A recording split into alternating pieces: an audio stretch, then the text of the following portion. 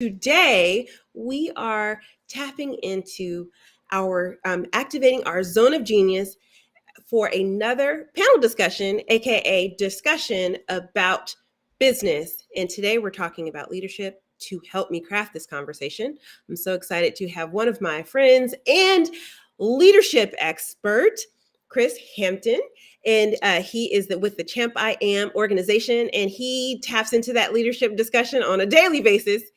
Chris, I know you're on a tour, so we are so lucky to have you here today because it is nonstop, right? It's great being a part. It's like we said, it's what I asked for, so I'm never complaining about what I asked for. So, the funny thing about leadership, and is I think the stronger you are as a leader, the stronger you are at being transparent about what's happening and being able to still move people in a direction. And today was definitely one of those days where all of the technology wasn't working the way it was supposed to, and people were having things come up. But to be here and to like the words you said to me were, you know what? The universe doesn't tell me what to do. I tell the universe works for my good. We're going to make this happen. And that is such a strong leadership moment. Thank you so much for those words, which is now why we're coming to you in this very moment. So if you have any questions and you're watching from the studio audience or the actual online audience, please drop your information or your questions in the chat, and we will answer those questions as we go. You are as much of a part of this conversation as we are. This conversation today is brought to you by our sponsor, and I have to make sure I do this properly.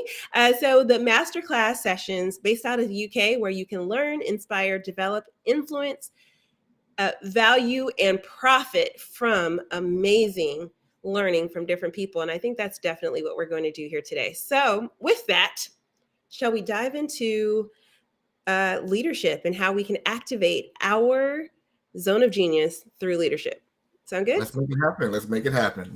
Let's make it happen. Okay. So, first things first, why is leadership even important to talk about in the first place?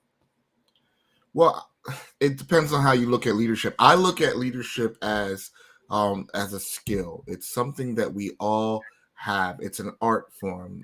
It's the art of motivating people to get to one level or another, or one space of mind or another.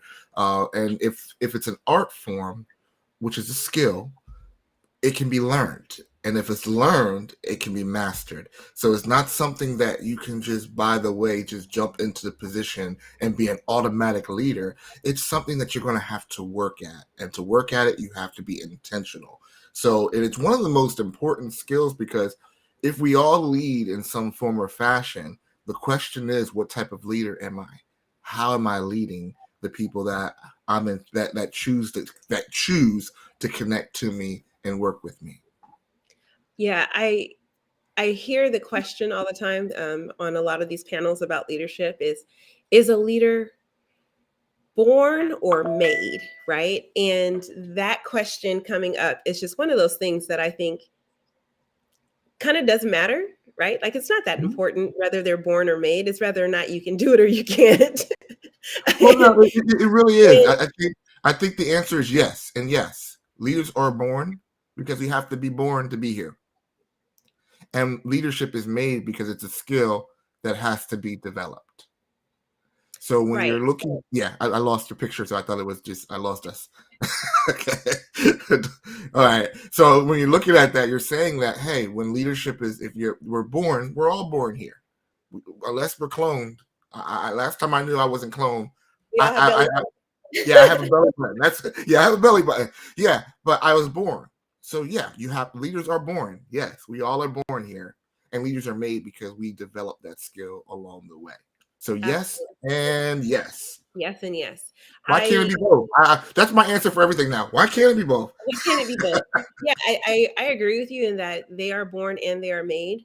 I guess the biggest myth about leadership, at least in my perspective, is that in order to be a leader, you have to be the person barking orders in the front of the room, right? You have to be the one who is out front in the space, extroverted, and really telling everybody what they're supposed to do. What are your thoughts on that concept of leadership? Now that's an outdated concept of leadership. some of the strongest leaders I have met have learned to lead from the center, or lead or lead not necessarily from position, but from a position of influence. Because when Mhm. you realize that the basis or foundation of leadership is influence, you might have someone who has a position but doesn't have influence. And the problem is that for so long, it's been given to us that this is a leadership position, meaning that I'll give you an example. When I was in junior ROTC, I had gotten rank and I would walk around the high school with my uniform on, and I'm walking around looking like and when I walk in the room, people would come to attention because of the position, not necessarily because of the respect, not necessarily because of the connection that I made. And what happened was I learned an important lesson because someone told me that, he said, it's not the uniform that people want, it's you. So I learned as leadership that leadership, you wear the position should not wear you. Yes. And what So happens is we get so connected to the title that we are thinking that we're leading, but people don't have to follow you. People really, and if they follow you, are they giving you their maximum attention and ability? When I look at the church that I started with my pastor, what is it, 20 years ago we started, we were just 12 people. And we chose to follow the vision and follow that leader. To see that church has 1,000 members over a 20-year time. When you look at the people that are following that, they don't get a paycheck. But when I see the excellent leadership that they display when they're serving their community and they're going above and beyond, they're not serving a man, they're serving something that's bigger. It's a vision. And they're choosing to follow that and choosing to give their time, their talent, and their resources to a bigger vision. So don't let the position wear you wear the position. so true. So true. You know, I've spoken many a times about how I have suffered from social anxiety. And so it's never my intention and it's never my to be upfront and barking orders at people. You do this and you do that. But what is so important, thanks, Mark, for chiming in the audience here. Appreciate it. But what is so important to understand as someone who could possibly be introverted and who possibly not see yourself as the person that stereotypically is the leader, is that it's more about the trust that people have in you than it is about, like you said, that title and that position. Mhm. I've been able, I always say, you can lead from behind just as effectively as you can lead from the front, right? And if people trust that you have their back, right, they trust that you are there in support of them, and that when you can chime in with your thoughts or what the direction should be, it makes it substantially easier for them to believe what you're saying because you've built that trust connection. Mhm. So Well, I I even learned that from like I hate going back to the military when I said that, but when I'm military, I was just thinking the picture to paint for you. Everybody leads. So you have the company commander, then you have the platoon leader, and the platoon leaders have their squad leaders, and the squad leaders have their squad. But and when you break the squad down, each squad member has a function and ability that is essential to making the whole thing run. yes, So it's not, when you look at that whole picture of how a working team works, it's not just one leader, it's leaders that are leading leaders. yeah, yeah. I I so recently I've had to come to the realization that as a leader, right, I wasn't able to effectively communicate the vision so that people could actually do their part of the overarching vision. And it wasn't necessarily that they didn't want to be a part of that or that they didn't want to support the vision, but it was a thing as a leader that I didn't do a very good job of communicating. Mhm. So, what are your thoughts about ownership, right, of the vision, and how, as a leader, that is a kind of crucial to be able to not only have a strong vision, but be able to communicate that from whatever position you're playing as a part of that team, Mhm. in whatever leadership position you're sitting in. Now that we've redefined what leader looks like. Okay, well, let's start with the head. So let's start with the commander. So you're the commander in chief. Now, what happens because of your position, people are responding to your vision as a whole. People are Hmm. drawn to Make Life University, the Make Life movement, because they see something of their self in you. Now, they might not be able to identify what, and by identifying what will require you to be able to know one, what is the vision.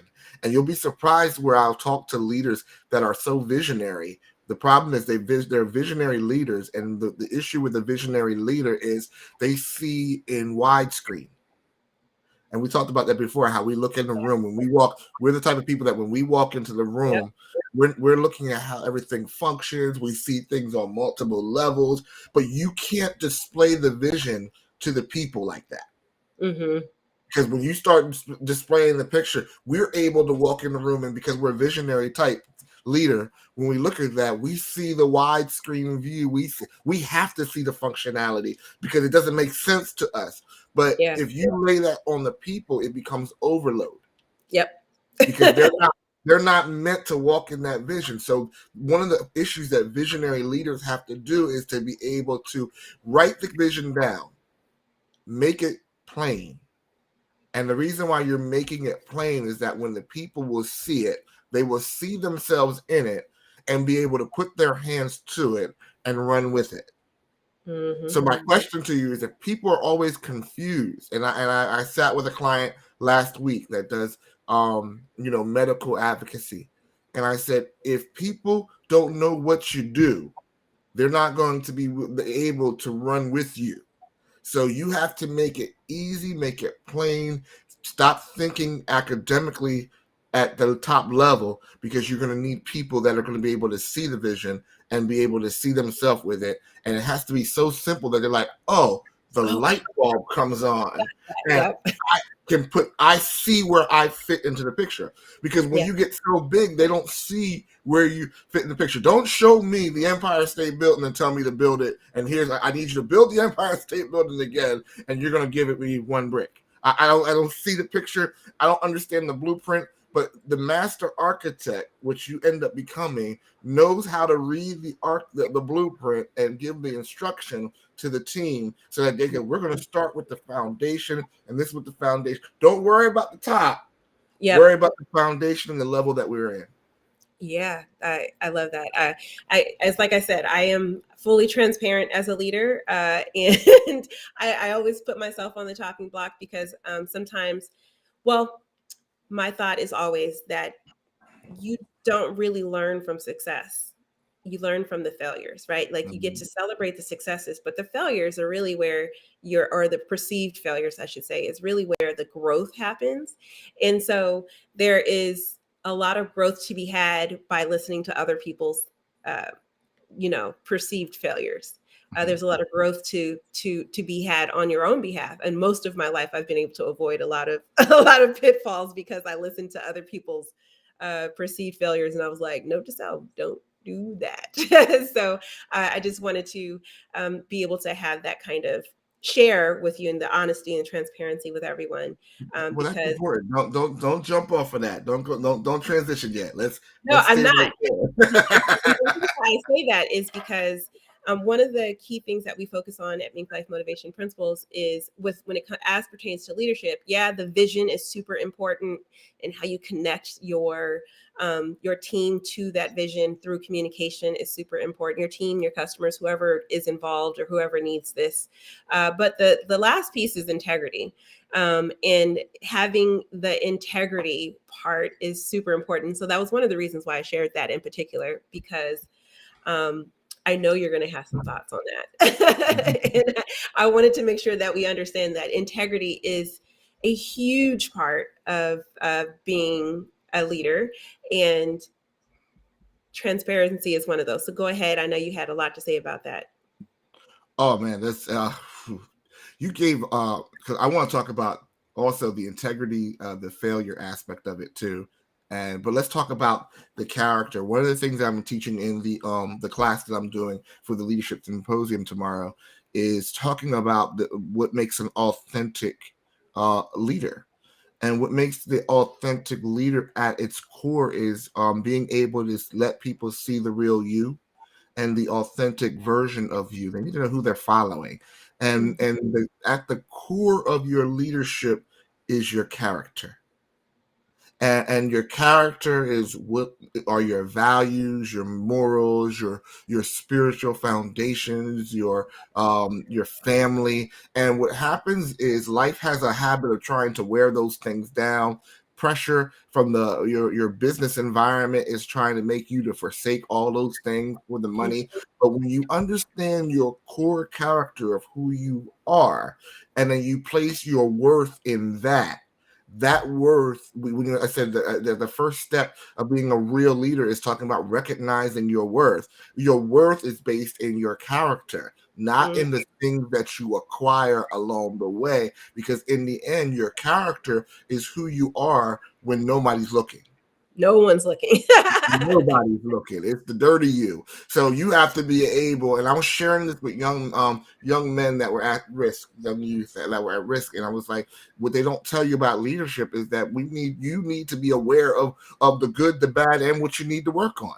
And to say, Right. hey, this is who I am. I have an anger problem. These are the things that I'm working. These are the things that I have in place so that I don't step out of character. Yeah, so it really is about ownership, right? Like owning your own actions and their effects on other people, Mm-hmm. and being able to say, "This is who I am." Like you were saying, I have anger issues and I'm working on it. Is something that I think a lot of people in leadership positions are so scared to say. They're scared to say that they have an area of opportunity or an area of growth that they're working in because of fear of someone using it against them, right? Mm-hmm. Or it not being palatable, or people maybe losing respect. And so, what would you say to someone who is feeling like, well, if I am too transparent about the things that I'm working on, there I'm going to lose.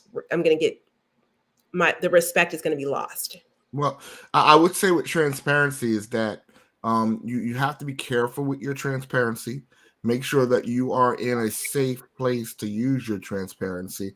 Again, I am transparent when it comes to my failures, but when it comes to my moral failures or my glitches, I have a community that I am accountable to. So you have a lot of people that don't have accountability, and they're leading, and it becomes a train wreck because they're leading from and their moral failures or their little personal glitches take over. Okay, Yeah. and the reason when I really say accountability amongst leadership is important is because you are holding the people that are following you accountable. So whenever I look at a leader, I'm always saying, well, who's holding you accountable? I don't care what leadership position you have. Every leader needs the accountability because the power that comes with your leadership position unchecked, you can make you feel like you're something that you're not. It can almost make you feel like you're untouchable in some Yeah. areas, but everybody's touchable. Everybody has a falling point. And when you and the key is when you fall, it's all about how you fall. Yeah. Okay. And I think the other portion is recognizing that when you acknowledge your weakness doesn't make you weak. Hmm. It means you are aware. Yeah. It means you are aware. So when I'm saying that you are aware, you have a sense of about yourself, that you are aware about. When you know your weakness, then you know what you do not create space for.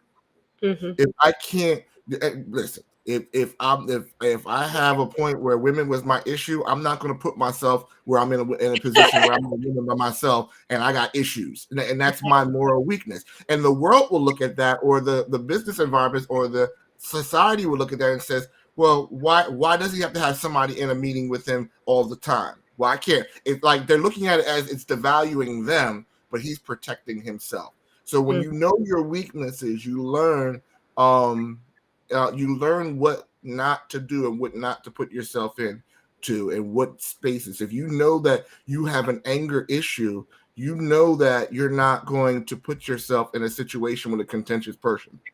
Hmm. You know that you get the chance to control your environment. And like I said, the correction is we kind of got it backwards when we talk about how the universe must not want me to have. No, the universe is your plant field. So Hmm. you have the choice of the crop that you want to receive from the field that the universe has provided. The universe doesn't have any power but to reproduce and to hold and to cultivate life.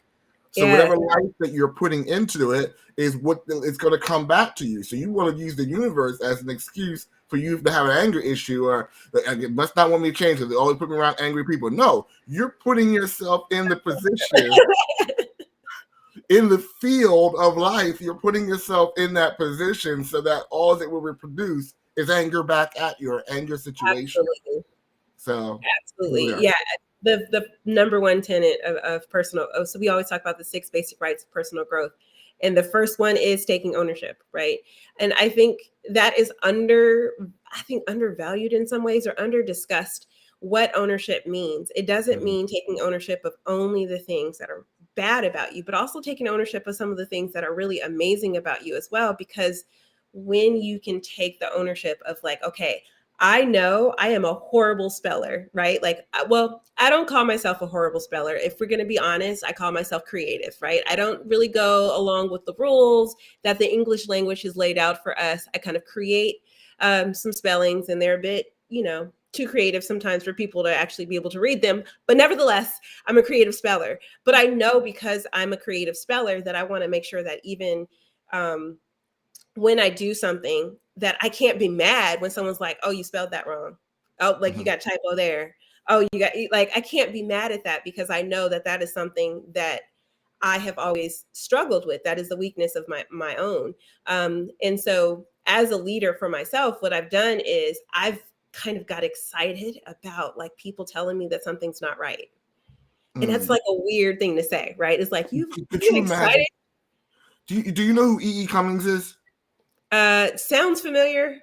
Okay. Remind me African though. American writer, Yes. African American writer, and I think one of his glitches was, I think I did a report, and it's coming back to my memory from a book report that I did back in high school. But E. E. Cummings, if you look at his writings, he didn't capitalize anything. It was all written and I can imagine. And I think the reason why I identified with E. E. Cummings was because I had a teacher that said, Chris, content at a young age, he says, content, he's great, but he doesn't do anything with punctuations. It's like one big run on. No.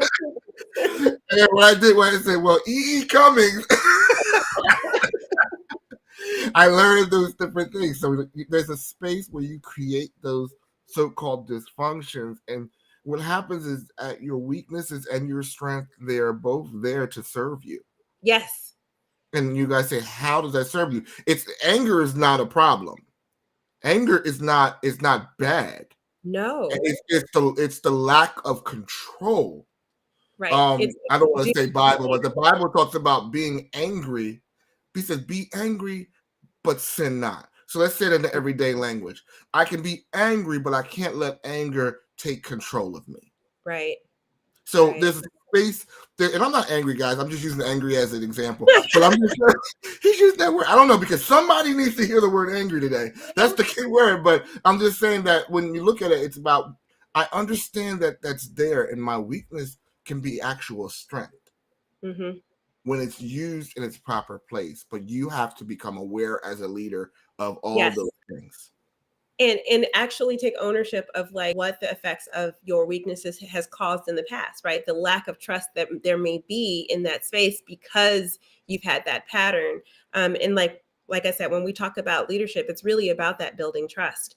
And when you can own up to your patterns of perceived mistakes, and share like, hey, I know that I have not been good in this space, it really does help to that conversation about integrity, right? Mhm. I know that I did a bad job of communicating this.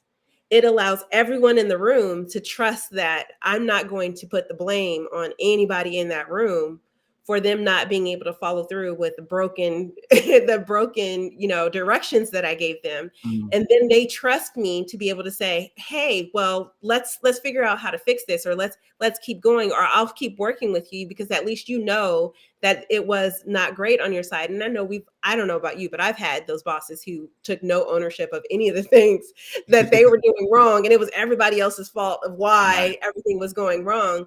And it was like, but bro, you gave us bad directions. You told us to do this. We did what you told us to do. That wasn't what you wanted. You didn't communicate it well. What do you want from us? You got And to so own that. And the problem is, it again goes with the fear of failure and how yeah. we see failure. Mhm. A lot of people have to realize, thankful for Maxwell's and the people that are teaching about failing forward and all those different type words. But what I love about failure is that I learned earlier that failure is not an identity. No. It's a glitch in the process. Hmm. So when most of our leaders, our new leaders, and some of the older leaders are falling and they're failing, they're like, "Oh God, I'm a failure." Hmm. Like, you ain't never done anything right, because that's how it turned failure into a weapon. And now Yeah. they're like, you ain't done it. You'll never be like the leaders at the top. You'll always, and they look at that and they say, I am a failure. And in Right. reality, you have to say, I failed. Right. And words are important.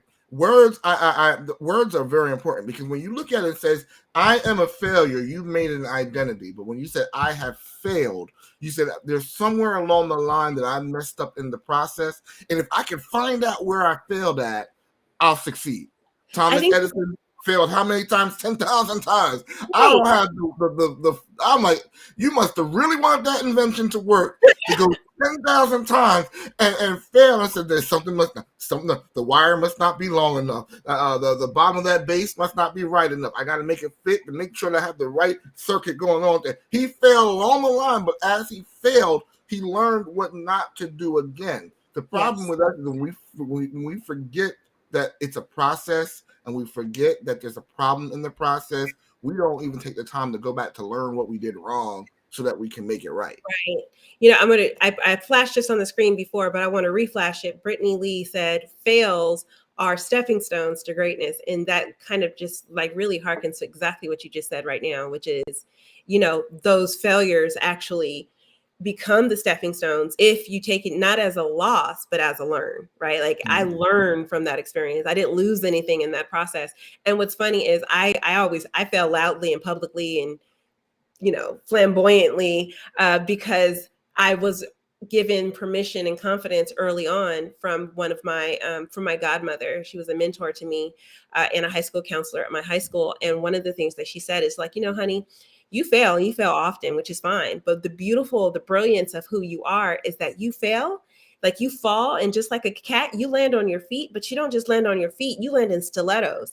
And I take that as take that as that ability to be able to fall and Mhm. fail and be okay with failing. It's fine to fail. It didn't work. Okay, well, why didn't it work? Let's go back to the drawing board. I think me and Edison might be mental kins that way. I'm always trying to like rethink what happened to see if we can do it again. I'm not going to not do it again. I'm just going to do it differently the next time. But we see the Um, problem totally differently. We see the problem totally differently now, because we don't even realize we failed. no, it was like, And that's the funny thing about that is, I just got a management position on my job, so I've been almost in it in a year, uh-huh. and I was like baptized in fire because they didn't have no instruction, no nothing, no blueprint. I'm coming into this existing position that's been here for years, and that people don't know what they're doing. Because I have a training mindset, I'm like, where's the training at? So it was one of them sink or swim things. And my Yeah. boss came back to me like 6 months to do a review, and he said, you know what? He said, what I like about Chris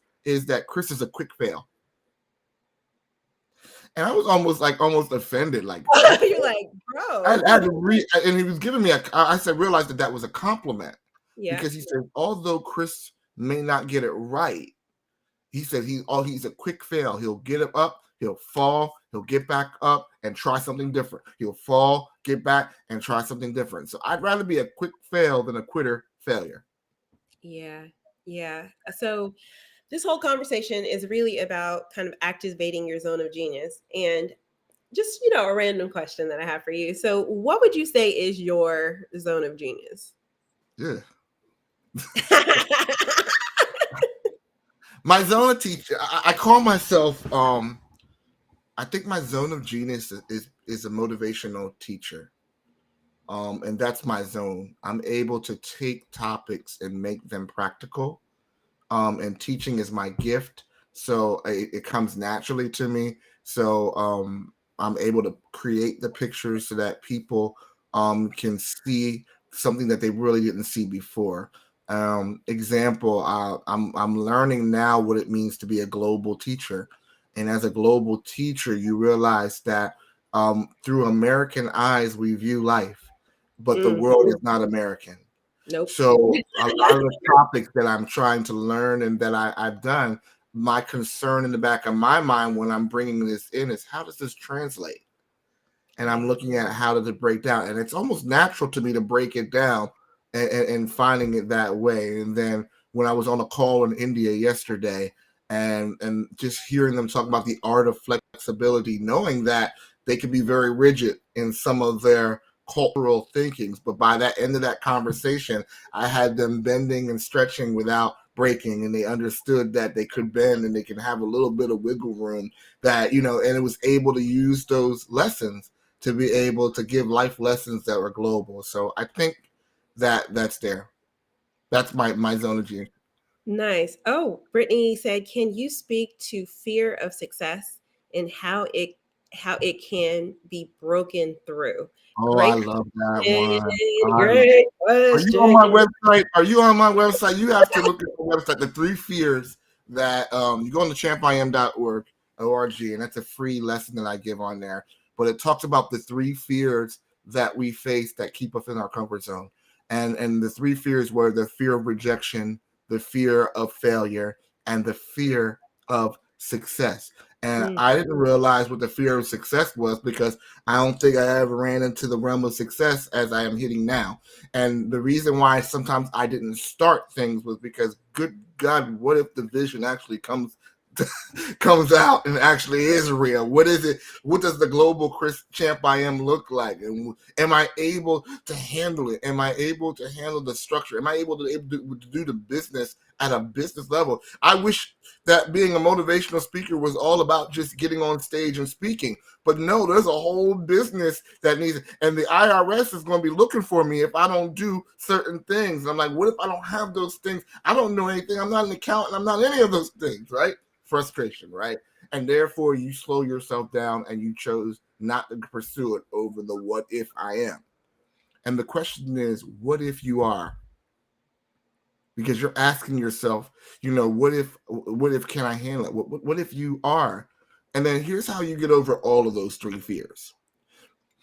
I have a thing where I say fearless. I have a shirt line that I call out and it says fear period less. And I say I stay away from fearless people.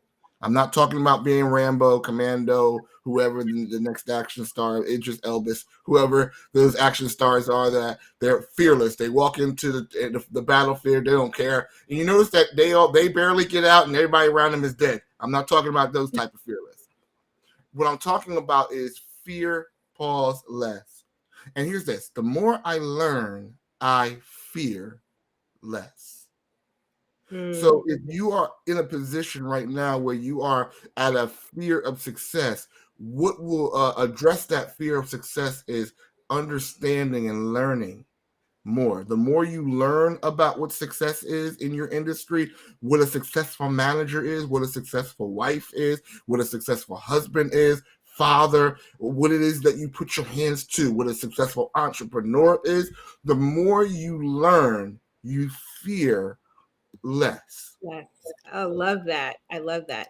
I personally always say, there is no such thing as being able to get over the fear. The fear is important. It lets you know the gravity and the magnitude of what Mhm. you are doing. If you don't have any fear about something, it's probably not stretching you, challenging you, or making you a better person. However, feel the feel it, and then do it anyway. Just Right. do it anyway. The difference between those who appear fearless and who are actually um, and people who live in that fear, is that we all feel the fear. And don't get it twisted. If someone says, "Oh, I'm never scared of this, that, or that," they're lying. They're lying Mhm. through their teeth. You definitely always feel the fear. But the concept is you have to still do it anyway. And as a person who lived first 12 years of my life was crippling anxiety of talking to strangers, look at what I'm doing now, right? Like complete opposite of that. I still feel the fear on a regular Mhm. basis. I still feel the fear of talking publicly to people. I still feel the fear of everything that I'm trying to achieve and how enormous the goal of 1 million people worldwide is, and transforming lives and asking people to buy and asking people to support and do those things. I still feel the fear in all of that, but I allow the mission of what I'm trying to do to be so much bigger that I just feel the fear and I do it anyway. Because the worst thing for me would be to leave this earth and not have left the impact. That would be way worse than if I was able to stay comfortable in my fear. And so that's one of the reasons why I kind of, Well, push through the fear. I think we have to also address that fear is not a problem. Fear is not a bad thing. Fear No, is our body's it's a defense mechanism that's in our body that super. talks about um it's a defense mechanism in the body that makes sure that you need to be aware. Hmm. The problem is fear is never meant to get into your spirit. It's never meant to get to the point where it's so much into your spirit that it confines you, it constricts you, and it controls you. An Hmm. example, when you have someone who has a crippling fear that whenever they're faced in with that fear, they can't move, they can't breathe. That's an unhealthy fear. That's fear going uncontrolled. Just like anger, fear has to be managed because it's just an alarm bell letting you know, ding, ding, ding, ding, ding, danger, danger. You need to be aware that there's some risk that you have to take. But when you get to the point that you can put fear in its place, fear will actually help you. It's not a bad thing. So you got all those people that face everything and run and they false evidence. No, a lot of times the evidence of the fear that you are looking at is very real.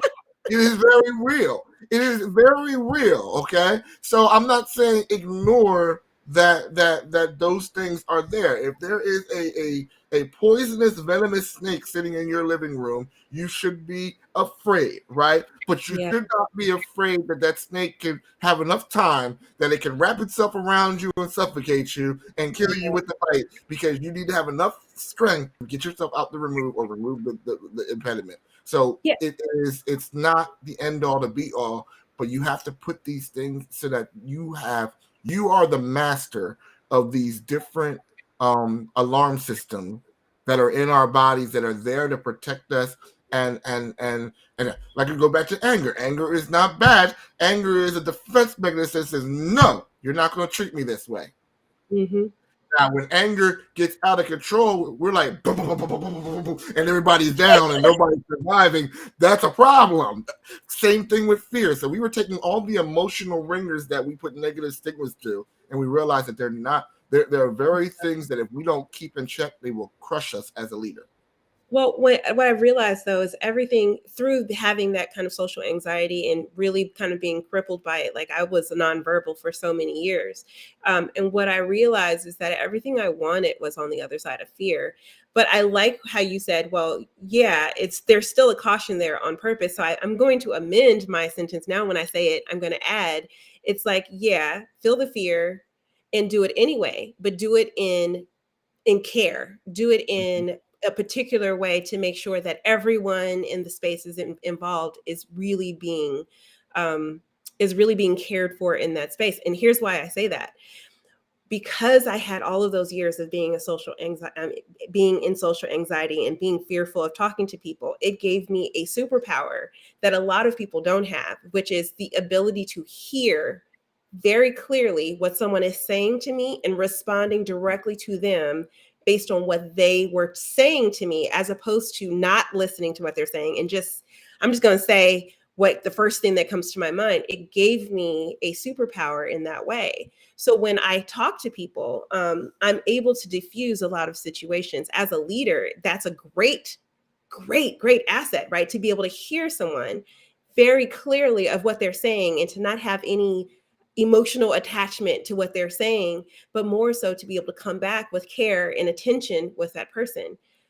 I don't know what my fear stemmed from. I don't know why I was so fearful of talking to people, because it was literally my like first 12 years of my life. I've always been that way. But what I will say is that the ability to take that fear, feel the Mhm. fear, and then proceed with caution and care of everyone involved in that space has been the biggest blessing. It has been the biggest, like, it energy shifts. People do things differently because of that. And so that fear is so incredibly important in order for you to be able to really kind of lead from your own zone of genius, because at that point you're able to tap into what the need is in front of you, as opposed to just kind of blasting through things. Oh yeah, I'm feeling the fear, I'm gonna do it, I'm just gonna do whatever. That caution is maybe that next little step. So now I'm gonna actually amend every time I say that. I'm gonna say, feel the fear, do it anyway, but proceed with care. And I don't want to say caution, because there's a lot of people who will take that, well, proceed with caution is they'll be guarded. And that's not the case. You actually should lean in a bit more in Mhm. caring for everyone in the situation. And that's why I love that shirt when I do this, because it reminds me that, like I said, I fear less. I'm not Mhm. fearful. I'm not full of fear, but I fear less. And again, Mhm. I just remember that feeling of being a child, and I think we were going into a haunted castle. I don't know why we were going, but all I heard was I was little, and all I heard were all these screams. And in my mind, it doesn't make sense to go into a screaming house. And then I saw this dragon go by the door, and I'm like, no, I'm good. No, I'm good. No, the whole Yeah. family basically like, no, pass. And like I said, I used to be, afraid of roller coasters, right? Mhm. And I'm like, I realized that now I'm no longer afraid of roller coasters because I got on it. I realized that I don't like roller coasters, and there's a Right. difference. So, so you learn that those things that you were afraid of is no, I respect the law of gravity. Super, super side note. Super side note, got nothing to do with leadership. I'm just saying, I refuse to pay somebody to scare me. Life is scary enough. I don't need any extra help. You don't I need don't any, need any don't need any extra extra help. help. My thing is No. that I realized that it was unhealthy for me not to breathe for a minute and some. How long that things? I know that every time we go to when you go up the roller coaster, I'm fine. When you start going down and you're doing the oops and all those different things, I realized I just stopped breathing. I said that's not healthy. Yeah. You know what's funny? Okay, so talking about fear and lancing fear, like really kind of battling fear. So my daughter this past year decided for her birthday she wanted to go to Magic Mountain. Now, again, I just told you I do not pay to have people scare me. That is not how I intend on spending my money or my time. I But stopped my that too. no, so my daughter, it was a really trying summer, and we had to move her trip, her birthday trip, from one day to another because my father-in-law had passed away, and we were going to fly out the very next day. So I was like, let's get this trip in. And one of her friends, we had already bought the tickets, and one of her friends couldn't go, and I wasn't going to let that ticket go to waste. So I was the fourth person, especially because you need kind of four people to be even on all the things. And so I was like, oh my goodness, I have just broken all of my rules about going on roller coasters and paying people to scare me. And then I took it as a moment of like, okay, well, this is one of those moments where I get to tap into all of that spiritual work that I've been doing. And so what I decided I was going to do is I was going to turn that. So for me, it's not the loop de loops and all that other stuff. That part is great. That's why I drive fast. But it's the tick, tick, tick, tick, tick, tick, tick, that anticipation that of like, okay, what's going to happen next. And so I decided I was going to take those tick tick tick moments, which is really the fearful part for me, and I was going to breathe into it, and I was going to affirm myself during it, and I was going to tell myself that everything on the other side of this tick tick tick is going to be exciting, amazing, and fantastic, and all I have to do is just inhale and take a dip, a deep breath out as soon as it drops, and I'll be fine. And when I tell you that helped so much get through a day full of anxiety ridden roller coasters. But it really just speaks to that same thing. And I think if we can actually take that same principle about things that we're fearful about, speaking about what Brittany was asking about, if we can take those things that we're fearful about, feel the fear and go, oh, wait, I don't have to allow this to kind of like rule me, and I can actually turn this around. And I've been doing spiritual practice. I don't know anybody in my life who isn't doing like meditation work and really trying to make sure that they're centering themselves and grounding themselves. And so if all of those things are true, then this is the test, right? Like when you're on the roller coaster, oh crap, it's coming, right? And so really kind of taking that, that real life experience that I was having on this roller coaster and applying it to real life. And especially as a leader, and most of the people who are in our circle have big visions. It's not just like, oh, I just want to make $3,000 a month or $5,000 a month, but they really want to change the world. If you can take that moment, right, and actually say, okay, this is happening. We're going to do this, and either I can take this as an anxiety moment, or I can turn it into a moment where I get to reaffirm myself, where I get to do a little self-care, and where I really get to kind of like build trust in myself that I got this and I can do this. It could really turn into a really amazing experience as opposed to a really fearful, scary, oh And my it's a gosh. journey. You're not. I think what a lot of times we talk about, even when we're, and this all really does fit to the foundation of leadership. It's like we're talking about fear, but one of the greatest fears that we deal with is fear as leaders, because the first fear that we have to deal with is that we're leading people. We're up front, and we're Yeah. leading people into a place that's unknown. Yeah. So every step that we take is a learning step. Yes. So it's not like I've been here before and I'm leading you across and I'm going to lead you into your vision because I've been to the other side. No, because vision for us is a preferred future. So every step that you are taking in vision is you taking a step into your future. So you're stepping in places where it's your first time stepping, but you have people that are depending to lead on you on there. So and then when you learn as an entrepreneur, that you learn more as you go than before you started. If you're one of them type A personalities that have to have the roadmap, the blueprint, the backup, all Everything that, just and find that everything has to go the way that I put it, and life is not going to respect that. no. And most people that have issues are those people that have to have everything in a perfect travel on a perfect road. And when you realize that life is just going to disrespect that, they shut down because life is not conforming to the map. You have to be that flexible leader that lives by faith, because they're seeing something that's before them that is not in their present. And it takes faith to be that leader to move forward and to go and get what your life that you're creating. And as you get that life, people are going to benefit from the life that you're attaining, because as you attain your vision, you get bigger. And then what happens is it gets too big for you to hold. You're going to need people that are going to tap into that. So Yeah. if you're afraid to step out, that's the first step that you're going to get. You got to realize that you're not really seeing the full picture where you are. Yeah. So this has been so much fun. This is exactly so. If those of you out there watching, if you don't know why why I really love Chris, is because this is how we talk when we're just talking to each other regularly. This is our conversation. This isn't nothing new. This was another day. But I love being surrounded by these kinds of people who have so much insight about different things and can bring their love for really changing the world in a big way forward. And Chris is undoubtedly one of those people who are in my lives. And just in case you didn't get enough of him, he'll be back tomorrow to talk a little bit more as well. Twice. Twice. This time I'll be sitting in the question seat, and I will actually be a part of the panel. So I'll get to be put through my paces as well. It'll be fun. I can't wait. But if you are interested in hearing his talk, it is only $36 tomorrow. And the conversation tomorrow is all about everyday leadership and how you can actually be an everyday leader. So he's going to help you activate your zone of genius by personal leadership and helping you discover that your purpose is unleashed, can unleash your potential and release the champ I am, that is in the inside of them. So that's what you're going to work on tomorrow. Can't wait to see how y'all respond to this leadership of it all. You're not going to want to miss it.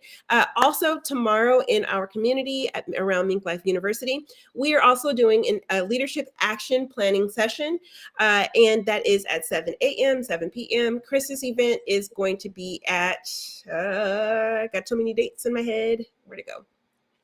It's tomorrow at 4 p.m. Pacific time, so you're not going to want to miss that either. Go to Mink Life University and click the Business Maximizer button, and that will get you all the information. Or you can just type in symposium events, and he's there too.